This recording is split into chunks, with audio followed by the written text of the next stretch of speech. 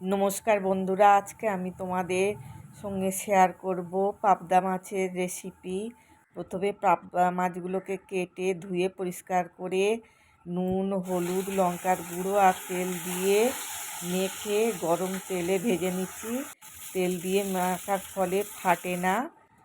এবারে ওই তেলের মধ্যে আলুগুলোকে ভেজে তুলে নেব।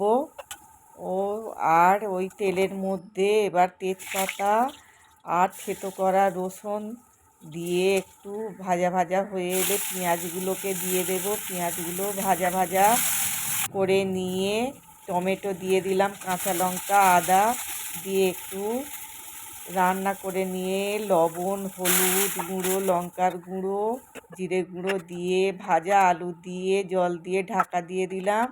আলুটা সিদ্ধ হয়ে গেলে মাছগুলোকে দিয়ে দিলাম। রেডি আমার পাবদা মাছের রেসিপি।